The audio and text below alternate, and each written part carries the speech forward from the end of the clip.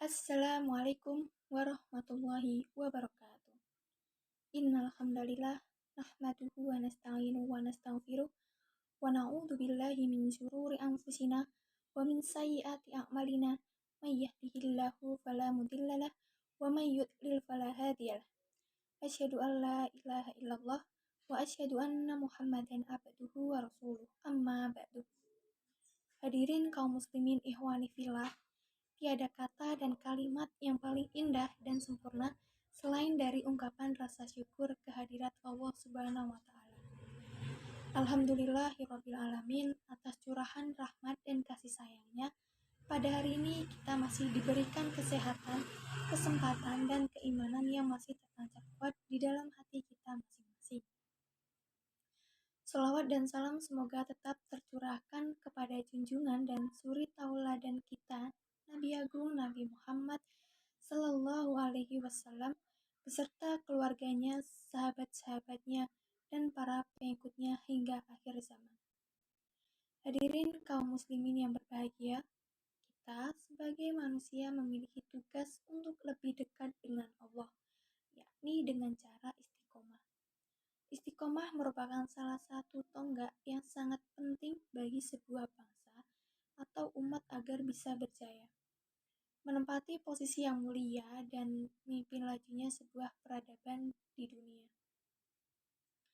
Istiqomah adalah luzum taatillah, yang maksudnya konsisten dalam ketaatan dan kepatuhannya kepada Allah. Orang yang istiqomah adalah orang yang senantiasa konsisten, taat kepada Allah, melaksanakan apa yang menjadi kewajiban dan meninggalkan berbagai perkara haram.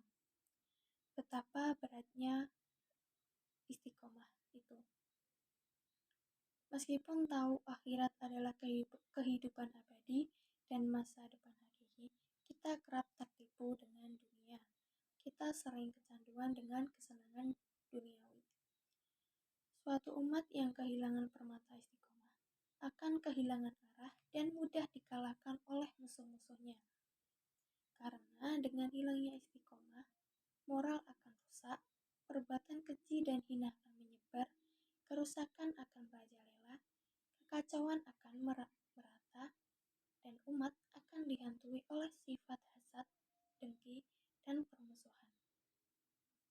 Sebaliknya, istiqomah akan memberikan buah yang manis di tengah-tengah umat yang berpegang teguh dengannya.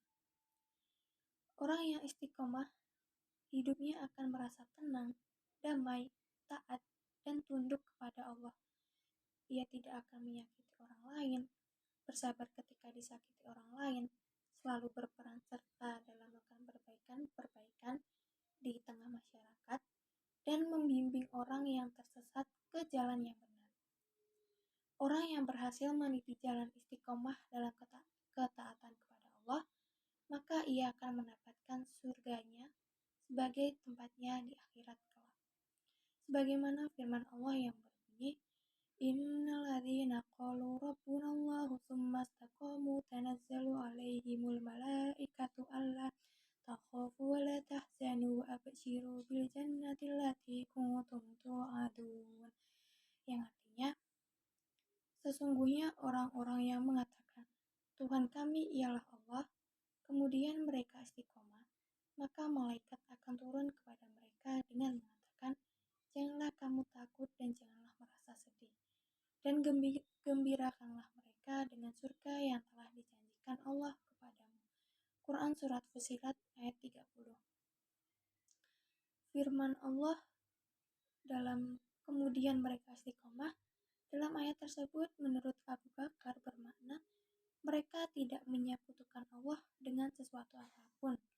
Menurut Ibnu Abbas, yaitu mereka konsisten dalam melaksanakan kewajiban. Sementara menurut Qatadah, istiqomah dalam ketaatan kepada Allah. Allah juga memerintahkan nabinya untuk istiqomah.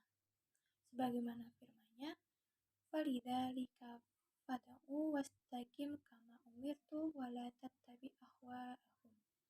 Yang artinya, maka karena itu serulah mereka kepada agama ini dan istiqomahlah sebagaimana diperintahkan kepadamu dan janganlah mengikuti hawa nafsu mereka.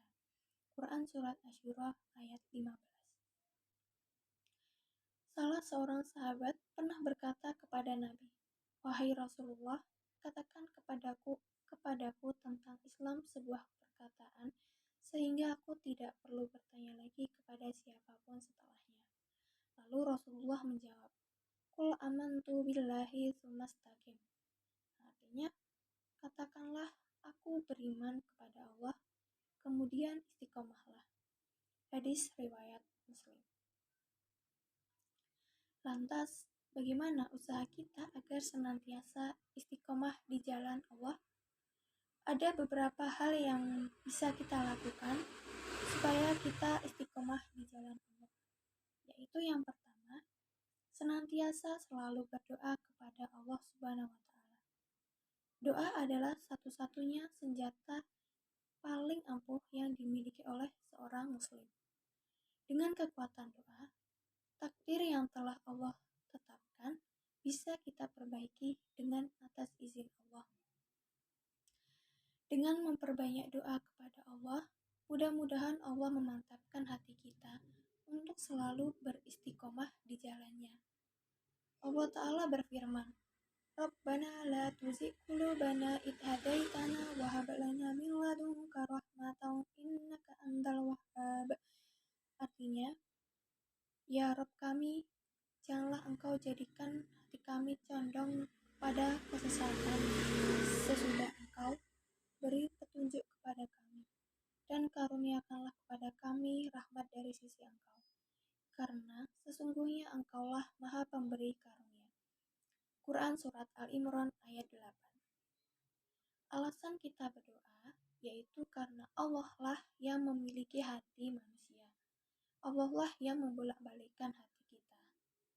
Dan yang kedua yaitu selalu berkumpul bersama orang-orang yang soleh. Teman adalah orang yang memiliki pengaruh besar dalam hidup kita.